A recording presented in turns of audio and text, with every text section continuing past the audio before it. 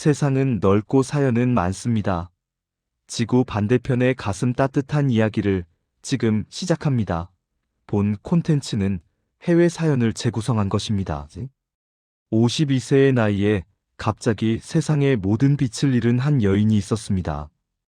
그녀는 자신이 남편에게 평생의 짐이 될 것이라 믿으며 어둠 속에서 죽음을 갈망했습니다.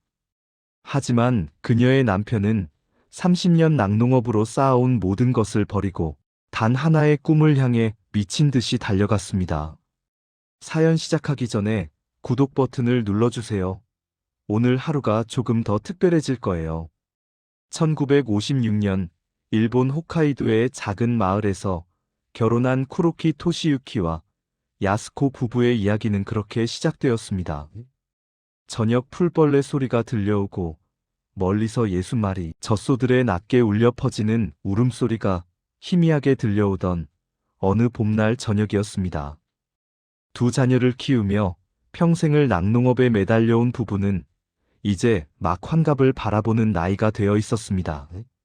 축사 옆 작은 벤치에 앉아 저녁 노을을 바라보던 야스코가 지친 듯 깊은 한숨을 내쉬었습니다. 그녀의 허리는 오랜 세월 무거운 우유통을 나르며 구부러져 있었고 손등에는 세월의 흔적이 깊게 새겨져 있었습니다. 여보, 오늘도 허리가 끊어질 것 같네요.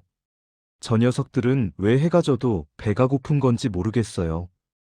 야스코의 목소리에는 30년간 쌓인 피로가 묻어났습니다.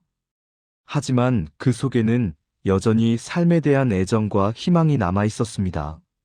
남편 토시유키가 그런 아내를 보며 부드럽게 웃었습니다. 그의 웃음에는 아내에 대한 깊은 사랑과 미안함, 그리고 감사함이 모두 담겨 있었습니다.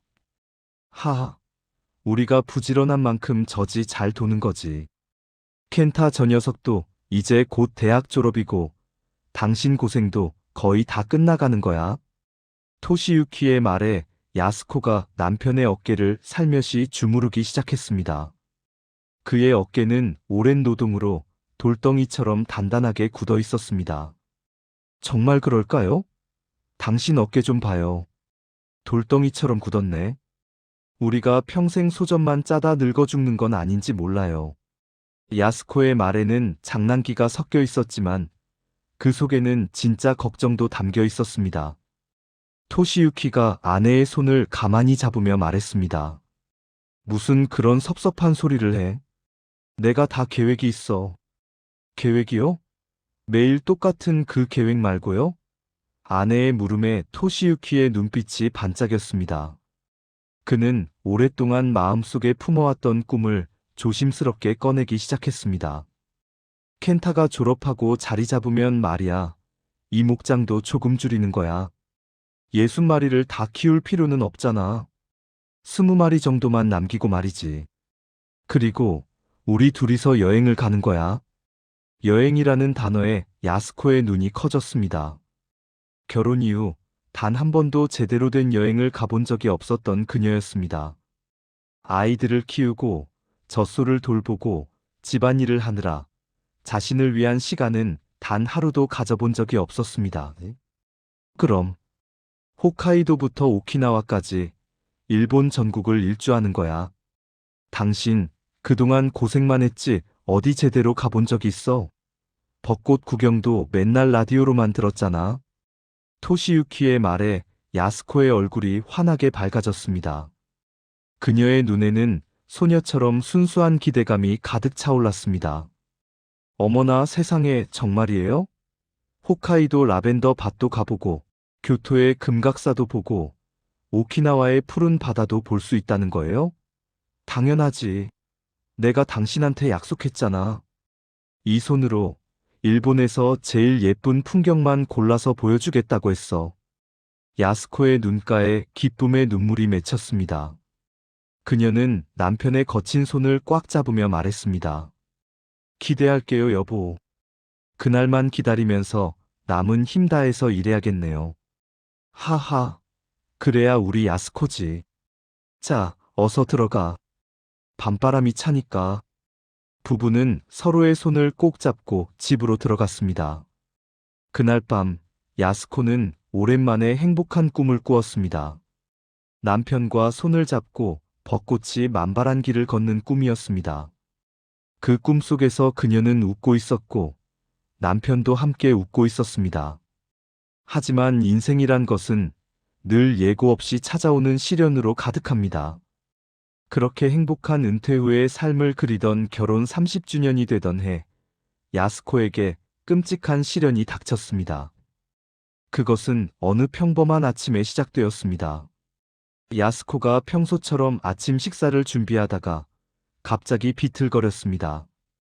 눈앞이 뿌옇게 흐려지면서 손에 들고 있던 접시가 바닥에 떨어져 산산조각이 났습니다. 처음에는 단순한 피로라고 생각했습니다. 하지만 며칠이 지나도 시야가 점점 더 흐려졌습니다. 토시유키는 급히 아내를 시내 큰 병원으로 데려갔습니다. 병원 복도에는 희미한 소독약 냄새가 감돌았고 형광등 불빛이 차갑게 깜빡이고 있었습니다. 진료실에서 나온 의사의 표정은 무거웠습니다. 그는 오랫동안 말을 망설이다가 조심스럽게 입을 열었습니다. 당뇨병 합병증으로 인한 망막병증이라는 진단이었습니다. 더 큰 충격은 이미 상당히 진행되어 시력 회복이 거의 불가능하다는 것이었습니다. 복도 벤치에 앉아 토시유키가 아내의 손을 꽉 잡았습니다. 그의 손은 떨리고 있었습니다. 야스코, 의사 선생님 말씀 들었지? 아내 야스코는 아무 대답이 없었습니다. 그녀의 목소리는 깊게 잠겨 있었고 눈빛은 초점을 잃고 허공을 헤맸습니다. 당뇨 합병증이라니, 이렇게 갑자기. 여보, 괜찮아? 요즘 의술이 얼마나 좋은데? 응, 분명 방법이 있을 거야. 토시유키는 애써 밝은 목소리를 내려 했지만 그의 목소리도 떨리고 있었습니다. 야스코가 천천히 남편 쪽으로 고개를 돌렸습니다. 그녀의 눈에는 공포와 절망이 가득했습니다. 보이지 않아요. 토시유키의 심장이 철렁 내려앉았습니다. 뭐라고? 당신 얼굴이 보이질 않아요. 뿌옇게 그냥 그림자처럼만 보여요. 여보, 나 어떡해요? 나 이제 아무것도 볼 수가 없어요. 야스코의 목소리가 점점 높아지며 울음으로 변해갔습니다. 토시유키가 황급히 아내를 끌어안았습니다. 야스코, 괜찮아. 괜찮다니까. 일시적일 거야. 의사도 분명 방법이 있을 거라고 했어. 거짓말. 다 들었어요. 앞으로 더 나빠질 거라고. 결국엔 완전히 아무것도 안 보이게 된다고. 난 이제 장님이야, 장님이라고. 그런 말 하지 마. 내가 당신 눈이 되어주면 되잖아. 내가 있잖아. 야스코가 남편의 품에서 몸부림쳤습니다. 그녀의 목소리는 절규에 가까웠습니다. 우리 여행은? 홋카이도는? 오키나와는? 우리가 그렇게 꿈꾸던 벚꽃은? 이젠 다 끝났어요. 다 끝이라고요. 토시유키는 아무 말도 할 수 없었습니다. 그는 그저 떨리는 아내를 꼭 안고 있을 뿐이었습니다. 병원 복도의 차가운 형광등 불빛 아래서 부부는 한참을 그렇게 서 있었습니다. 52세의 나이에 갑자기 시력을 잃은 야스코는 그날 이후 완전히 다른 사람이 되어버렸습니다. 활기차고 밝았던 그녀는 온데간데 없고 그 자리에는 절망에 잠긴 여인만이 남아 있었습니다. 그녀는 집으로 돌아온 뒤 방 안에 틀어박혀 나오려 하지 않았습니다. 방 안에는 무거운 침묵만이 흘렀습니다. 커튼은 항상 닫혀 있었고 야스코는 이불을 뒤집어 쓴 채 하루 종일 누워만 있었습니다. 토시유키가 조심스럽게 문을 두드렸습니다. 야스코, 밥 먹어야지. 당신이 좋아하는 생선 구워왔어. 대답이 없었습니다. 토시유키는 문틈으로 방 안을 들여다보았습니다. 야스코는 벽을 향해 누워 있었습니다. 그녀의 어깨가 미세하게 떨리고 있었습니다. 창문 좀 열까? 햇살이 정말 좋은데. 역시 대답이 없었습니다. 토시유키가 깊은 한숨을 내쉬었습니다. 그의 가슴이 찢어지는 것 같았습니다. 여보, 벌써 일주일째야. 방 안에만 있으면 병만 더 깊어져. 제발 좀 나와. 야스코가 처음으로 입을 열었습니다. 그녀의 목소리는 날카롭고 차가웠습니다. 나가요. 야스코야. 나가라고 했잖아요. 내 꼴, 당신도 보지 마요. 아무도 보지 마. 토시유키의 목소리도 높아졌습니다. 당신 꼴이 어때서 그래? 야스코가 벌떡 일어나 소리쳤습니다. 쓸모없는 장님이지. 앞도 못 보는 짐짝이잖아요. 당신은 평생 내 뒤치다꺼리나 하게 생겼어요. 내가 왜 살아야 해요? 왜? 야스코, 당신 지금 무슨 말을 하는 거야? 야스코의 목소리가 떨렸습니다. 그녀는 울고 있었습니다. 차라리 죽는 게 나아요. 이렇게 깜깜한 세상에서 평생 아무것도 보지 못하고 당신한테 짐이 되어서 사느니 차라리 죽는 게 나아요. 그만해. 토시유키는 더 이상 참을 수 없었습니다. 그는 주먹으로 벽을 쳤습니다. 둔탁한 소리가 울려 퍼졌습니다. 잠시 후 그는 힘없는 목소리로 말했습니다. 내가 잘못했어. 당신이 이렇게 고통스러운데 나 혼자 미안해. 정말 미안해, 여보.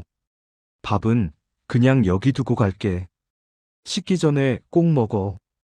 응? 문이 조용히 닫혔습니다. 토시유키는 한참을 문 앞에 서 있다가 천천히 마당으로 나왔습니다. 밤하늘에는 별이 가득했지만 그의 눈에는 아무것도 들어오지 않았습니다. 마당 한구석에 놓인 낡은 의자에 앉아 토시유키는 홀로 소주잔을 기울였습니다. 활기찼던 아내가 빛을 잃어가는 모습을 보는 것은 자신의 심장이 조금씩 찢어지는 고통과 같았습니다. 30년을 함께 살아온 아내였습니다. 기쁠 때도 슬플 때도 가난할 때도 그녀는 항상 그의 곁에 있었습니다. 그런데 이제 그는 아내를 위해 아무것도 해줄 수 없었습니다. 젖소 축사에서 낮은 울음소리가 들려왔습니다. 60마리의 소들이 밤을 보내고 있었습니다. 30년간 그들을 돌보며 살아온 삶이었습니다. 손에는 굳은 살이 박혀 있었고 허리는 구부러져 있었지만 그래도 행복했습니다. 아내가 있었으니까요. 바로 그때 아들 켄타가 조심스럽게 다가왔습니다. 대학을 졸업하고 이제 막 사회생활을 시작한 아들이었습니다. 아버지, 켄타냐? 아직 안 잤어? 켄타는 아버지 옆에 앉았습니다. 그의 얼굴에도 걱정이 가득했습니다.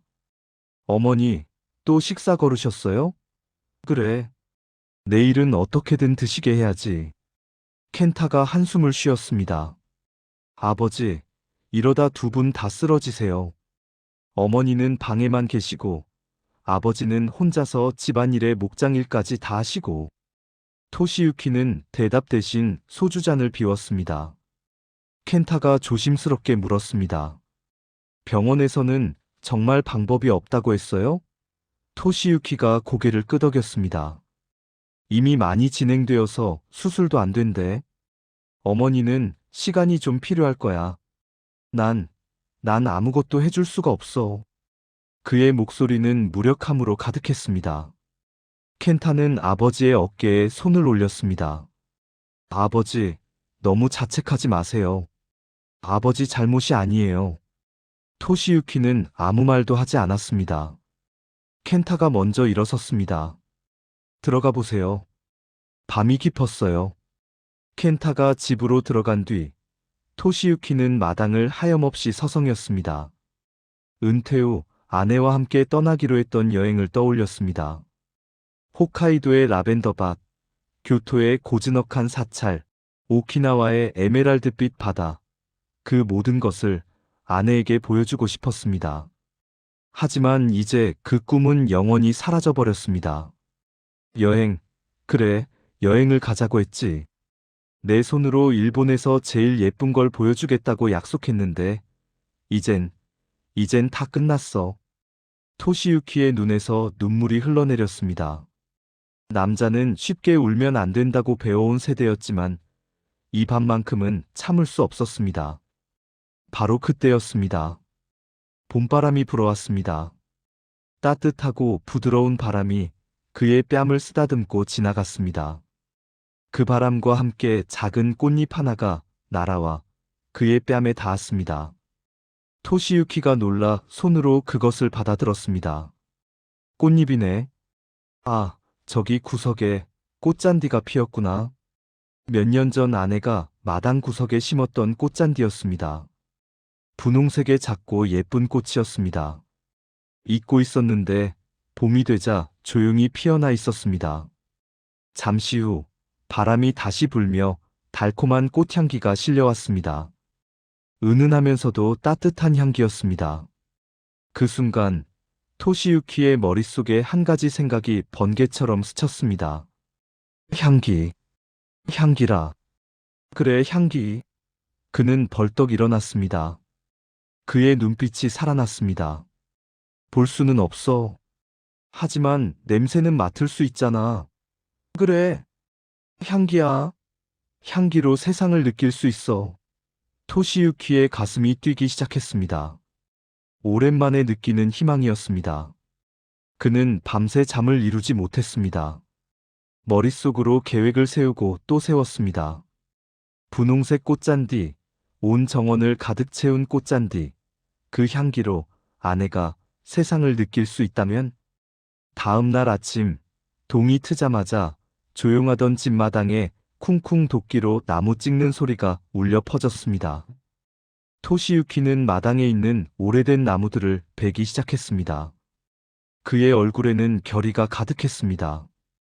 방 안에 있던 야스코가 소스라치게 놀라 소리쳤습니다. 여보, 여보, 밖에서 무슨 소리예요? 야스코는 불안한 마음에 더듬거리며 문을 찾았습니다. 손으로 벽을 더듬어 문고리를 찾아 돌렸습니다. 밖으로 나오자 더 크게 들리는 도끼질 소리에 그녀는 공포를 느꼈습니다. 켄타, 켄타야. 아버지가 이상해. 잠에서 깬 켄타가 황급히 뛰어나왔습니다. 어머니, 나오시면 어떡해요? 위험해요. 네 아버지가 아침부터 저게 무슨 소리냐? 토시유키가 땀을 뻘뻘 흘리며 도끼질을 멈추고 아내를 보았습니다. 그의 얼굴에는 웃음이 가득했습니다. 야스코, 나왔어? 좋아. 당신 지금 뭐 하는 거예요? 젖소들 아침 사료는 어쩌고? 토시유키가 도끼를 내려놓고 아내에게 다가왔습니다. 목장 정리할 거야. 야스코의 얼굴이 창백해졌습니다. 네. 목장을 정리하다니. 그럼 우린 뭘 먹고 살아요? 켄타도 놀라서 아버지를 바라보았습니다. 아버지, 설마 진심이세요? 저 소들이 우리 평생인데, 30년을 키워온 소들인데. 토시유키는 아들을 바라보며 단호하게 말했습니다. 켄타, 넌 나 좀 도와라. 저기 남은 나무들도 다 베어야 해. 야스코가 남편에게 다가가려 했지만 발이 잘 떨어지지 않았습니다. 그녀의 목소리는 떨렸습니다. 여보, 제발 나 때문에 그러는 거면 하지 마요. 제발. 토시유키가 아내의 손을 잡았습니다. 당신 때문이 맞아. 하지만 당신이 생각하는 그런 게 아니야. 그게 무슨 말이에요? 내가 당신을 위해서 여기에 꽃을 심을 거야. 야스코는 혼란스러웠습니다. 꽃이요? 응, 아주 많이. 이 목장 전체에 분홍색 꽃잔디를 심을 거야. 온 세상을 분홍빛으로 물들일 거야. 켄타가 끼어들었습니다. 아버지, 그게 가능해요? 이 넓은 땅에 전부 다 몇천 평이나 되는데요. 토시유키의 눈빛은 흔들림이 없었습니다. 가능하고 말고 2년, 아니 3년이 걸려도 할 거야. 10년이 걸려도 할 거야. 야스코의 목소리가 힘없이 떨어졌습니다. 여보, 하지만 난 그 꽃을 볼 수가 없어요. 아무리 예쁜 꽃을 심어도 나는 볼 수가 없다고요. 토시유키가 아내의 두 손을 꽉 잡았습니다. 알아. 하지만 향기는 맡을 수 있잖아. 야스코는 할 말을 잃었습니다. 토시유키가 계속 말했습니다. 내가 당신한테 일본 전역의 풍경을 보여주겠다고 했지? 그 약속 못 지키게 됐어. 하지만 대신 온 세상을 이 정원으로 끌어올 거야. 당신이 향기로 온 세상을 느낄 수 있게 말이야. 토시유키는 잠시 멈췄다가 말을 이었습니다. 그리고 꽃이 만발하면 사람들이 구경하러 오겠지. 하루에 한두 명이라도 당신이 그 사람들이랑 이야기도 나누고 웃을 수 있게. 당신이 다시 웃을 수 있게 말이야. 야스코의 눈에서 눈물이 흘러내렸습니다. 그녀는 떨리는 목소리로 말했습니다. 바보, 당신은 정말 바보야. 그렇게 힘든 일을 언제 다 하려고. 토시유키가 환하게 웃었습니다. 하하, 그런 바보랑 평생 산 사람이 누군데? 켄타, 뭐해? 빨리 삽 가져와. 오늘부터 시작이야. 그날부터 남편의 고된 노동이 시작되었습니다. 60마리의 젖소를 모두 팔았습니다. 30년간 키워온 소들이었습니다. 하나하나의 이름을 붙여주고 돌봐온 소들이었습니다. 소들을 실은 트럭이 떠나갈 때 토시유키의 눈에서도 눈물이 흘렀습니다. 하지만 그는 뒤돌아보지 않았습니다. 축사를 철거했습니다. 마당에 있던 오래된 나무들을 베어냈습니다. 땅을 갈았습니다. 돌을 골라냈습니다. 60대 초반의 나이에 그가 하기에는 너무나 고된 작업이었습니다. 하지만 그는 멈추지 않았습니다. 켄타가 주말마다 내려와 아버지를 도왔습니다. 하지만 평일에는 토시유키 혼자였습니다. 그는 새벽같이 일어나 해가 질 때까지 일했습니다. 손에는 물집이 잡혔고 허리는 끊어질 듯 아팠습니다. 하지만 그는 아내를 생각하며 견뎠습니다. 야스코는 여전히 방 안에 있었습니다. 하지만 이제는 가끔 창문을 열었습니다.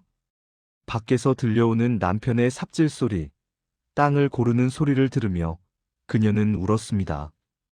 자신 때문에 평생 쌓아온 것을 버린 남편을 생각하면 가슴이 찢어지는 것 같았습니다. 그렇게 꼬박 2년의 시간이 흘렀습니다. 2년 동안 토시유키는 쉬지 않고 일했습니다. 땅을 갈고 돌을 골라내고 퇴비를 뿌리고 배수로를 만들고 꽃잔디 모종을 하나하나 심었습니다. 몇천 그루, 아니 몇만 그루의 꽃잔디를 심었습니다. 어느 늦은 밤, 흙먼지를 뒤집어 쓴 켄타가 지친 목소리로 말했습니다. 아버지, 좀 쉬세요. 벌써 꼬박 이틀째 주무시지도 않으셨어요. 토시유키는 헤드랜턴을 켜고 여전히 잡초를 뽑고 있었습니다. 아니야, 저기 구석에 잡초가 또 났어. 저거 마저 뽑아야 해. 내일 비 온다는데 오늘 안에 맞춰야 해. 그러다 쓰러지시면 어쩌려고요. 어머니는 어떻게 하시려고. 토시유키가 잠시 손을 멈추고 아들을 바라보았습니다. 어머니는 요즘 좀 어떠시냐? 켄타의 목소리가 낮아졌습니다. 아직 잘 나오시려 하질 않아요. 가끔 현관까지는 나오시는데 그게 다예요. 토시유키는 다시 잡초를 뽑기 시작했습니다. 켄타가 옆에 앉으며 조심스럽게 말했습니다. 아버지, 솔직히 말씀드려도 될까요? 젖소를 판 돈도 거의 다 떨어져 가요. 꽃잔디 모종가, 비료가, 도구가 다 돈이에요. 제 월급으로는 턱없이 부족하고. 토시유키는 잠시 멈췄다가 아들을 바라보았습니다. 미안하다 아들아. 내 아버지가 무모한 걸 시작해서. 안다, 나도 알아. 이게 다 무슨 소용인가 싶기도 해. 하지만 켄타야, 저 새싹들을 봐. 저것들이 올해는 꽃을 피울 거야. 분명 피울 거야. 켄타는 아버지의 굳은 결심을 보며 더 이상 말하지 못했습니다. 그는 그저 아버지 옆에서 함께 잡초를 뽑았습니다. 겨울이 지나고 다시 따뜻한 봄이 찾아왔습니다.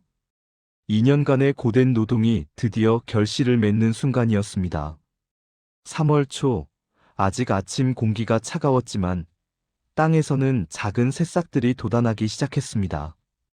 토시유키는 매일 아침 정원을 돌며 새싹들을 확인했습니다. 그리고 어느 날 아침, 그가 기다리던 순간이 왔습니다. 작은 분홍색 꽃봉오리가 몇 송이 피어나기 시작한 것입니다. 며칠이 지나자 꽃봉오리는 점점 더 많아졌습니다. 일주일 후, 정원 전체가 분홍빛으로 물들기 시작했습니다.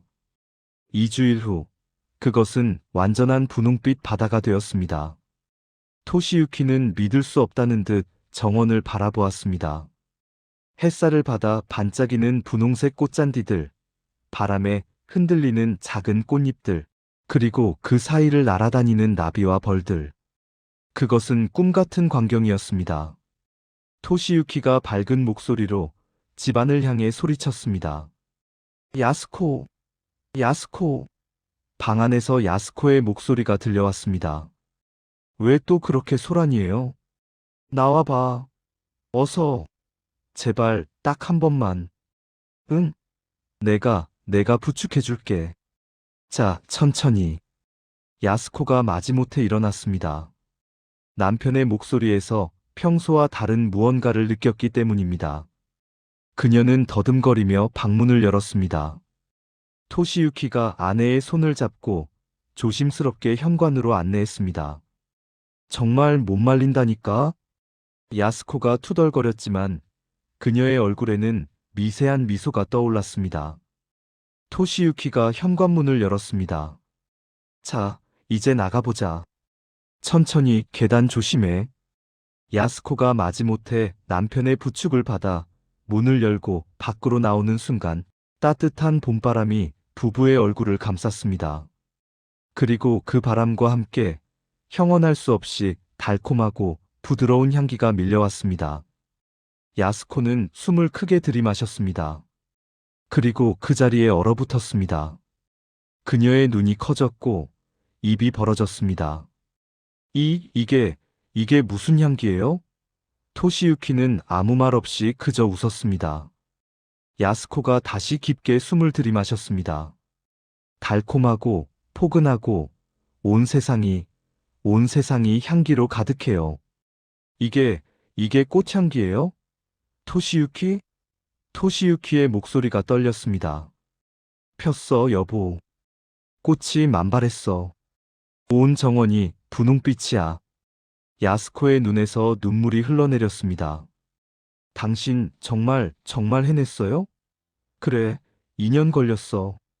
하지만 해냈어. 당신을 위해서. 야스코는 더 이상 말을 잇지 못하고 울기 시작했습니다. 하지만 그것은 슬픔의 눈물이 아니었습니다. 기쁨의 눈물이었습니다. 2년 만에 처음으로 느끼는 진짜 기쁨이었습니다. 바로 그때 멀리서 사람들이 웅성거리는 소리가 들려왔습니다. 소문을 듣고 찾아온 마을 사람들이었습니다. 아, 엄마, 저것 봐. 전부 다 핑크색이야. 온 세상이 다 핑크색이야. 어린아이의 목소리였습니다. 세상에, 이게 다 꽃잔디라고? 믿을 수가 없네. 이렇게 넓은 땅에 전부 다. 젊은 여자의 목소리였습니다. 저기요. 실례합니다. 여기 들어가 봐도 되나요? 중년 남자의 목소리였습니다. 토시유키가 환하게 웃으며 대답했습니다. 아, 네, 네. 어서 오세요. 마음껏 구경하세요. 야스코가 남편의 팔을 잡으며 물었습니다. 여보, 누구예요? 토시유키가 아내의 손을 꽉 잡으며 말했습니다. 손님이야, 야스코. 손님들이 왔어. 우리 정원을 보러 온 거야. 그날 이후 소문은 빠르게 퍼져나갔습니다. 시력을 잃은 아내를 위해 남편이 2년에 걸쳐 완성한 분홍빛 꽃잔디 정원. 그 이야기는 사람들의 마음을 움직였습니다. 처음에는 하루에 몇 명씩 찾아오던 방문객들이 일주일 후에는 수십 명이 되었고 2주일 후에는 수백 명이 되었습니다. 부부의 사연이 신문에 실리고 TV에 방송되면서 전국에서 사람들이 찾아왔습니다. 매년 3월과 4월 꽃이 만개할 때면 하루 최대 7,000명의 방문객이 찾아오는 관광 명소가 되었습니다. 하지만 토시유키에게 가장 중요한 변화는 다른 것이었습니다. 야스코가 다시 웃기 시작한 것입니다. 그녀는 이제 매일 아침 정원으로 나왔습니다. 벤치에 앉아 방문객들과 이야기를 나누었습니다. 그녀의 얼굴에는 다시 생기가 돌았습니다. 어느 봄날 오후, 어린 여자아이가 야스코에게 다가왔습니다. 할머니, 정말 대단하세요. 이 정원 너무 아름다워요. 할머니 남편분이 할머니를 위해 만드신 거라면서요? 야스코가 아이가 있는 쪽으로 고개를 돌리며 미소 지었습니다. 고맙습니다. 정말 고맙습니다. 아이가 순진한 목소리로 물었습니다. 할머니는 앞이 안 보이세요? 아이의 어머니가 황급히 말했습니다. 예. 그런 신뢰되는 말을 어떻게 해? 야스코가 손을 내저으며 말했습니다. 괜찮아요. 그래, 할머니는 눈이 안 보인단다. 아이가 슬픈 목소리로 말했습니다. 그럼 이 예쁜 꽃을 못 보시겠네요? 야스코의 얼굴에 환한 미소가 번졌습니다. 아니, 난 볼 수 있어. 아이가 고개를 갸웃했습니다. 네? 어떻게요? 이 향기로 다 볼 수 있단다. 이 꽃들이 얼마나 분홍빛인지, 얼마나 넓게 펼쳐져 있는지, 그리고 지금 내 앞에 이렇게 예쁜 꼬마 숙녀가 와 있다는 것도 다 느낄 수 있지. 아이의 얼굴이 밝아졌습니다. 정말요? 와, 신기해요. 멀리서 그 모습을 지켜보던 아들 켄타와 남편 토시유키가 서 있었습니다. 켄타가 울먹이며 말했습니다. 아버지, 어머니가 웃으세요. 정말 오랜만에 보는 그런 미소세요. 토시유키의 눈에도 눈물이 고였습니다. 그래, 안다. 저 미소를 보려고 내가 2년을 버텼지.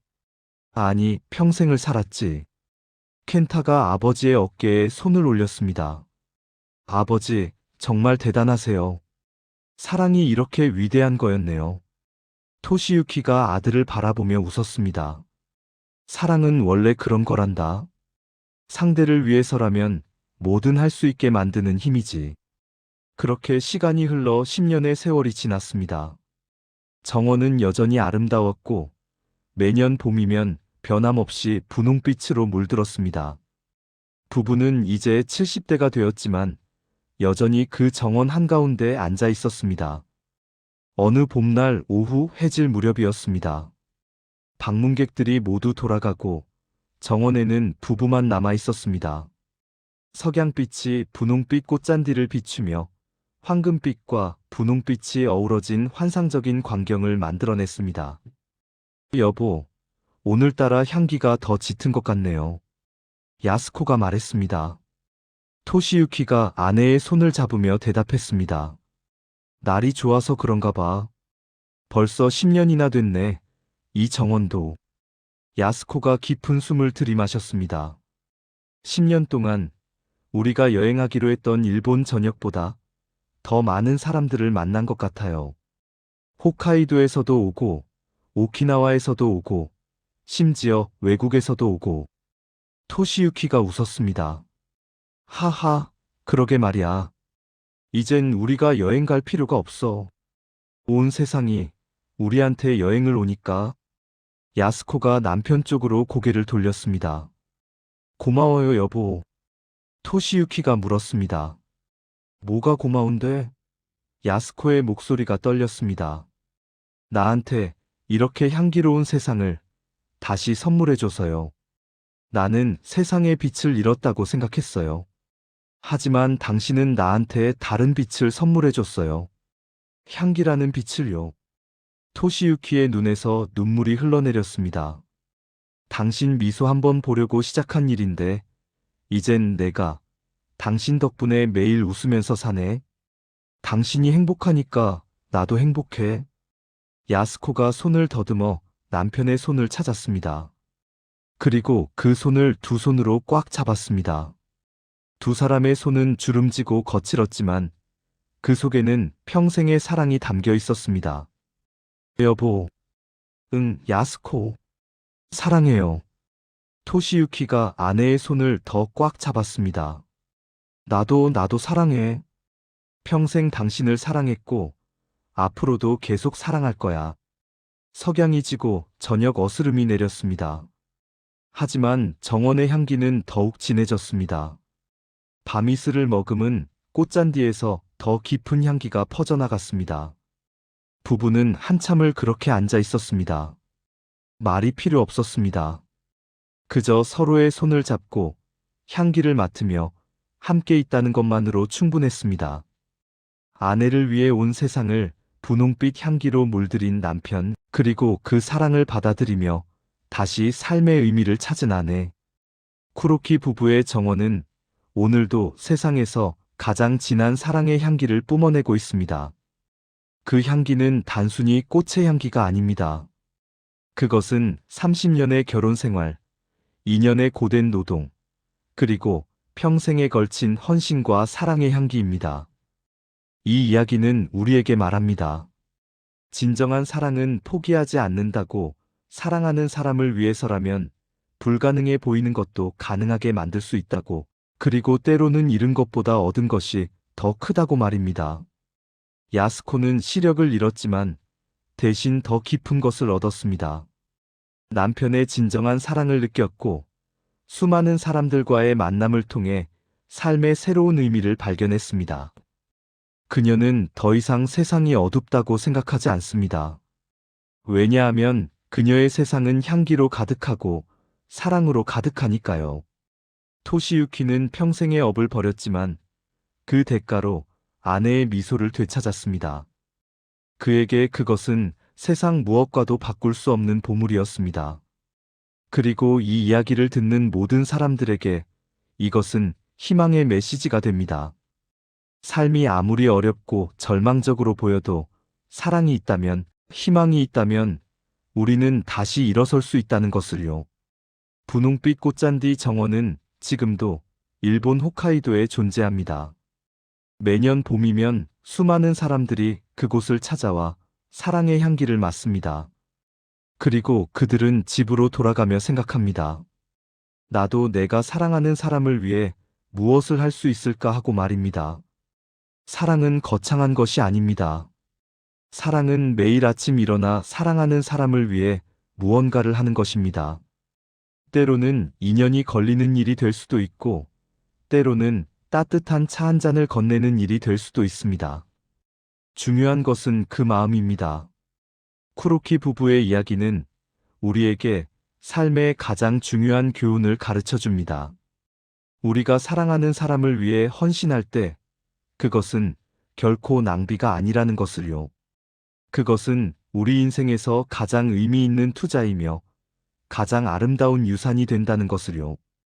오늘 밤 여러분도 사랑하는 사람을 떠올려 보십시오. 그리고 그들을 위해 무엇을 할 수 있을지 생각해 보십시오. 그것이 크든 작든 중요한 것은 그 마음입니다. 진심으로 사랑한다면 그 사랑은 반드시 전해집니다. 마치 분홍빛 꽃잔디의 향기가 바람을 타고 멀리까지 퍼져나가듯이 말입니다. 오늘 이야기 어떠셨나요? 마음에 울림이 있으셨다면 구독과 좋아요로 마음을 전해주세요. 더욱 따뜻하고 감동적인 사연으로 보답해드리겠습니다. 이상 지구촌 사랑방이었습니다. 감사합니다.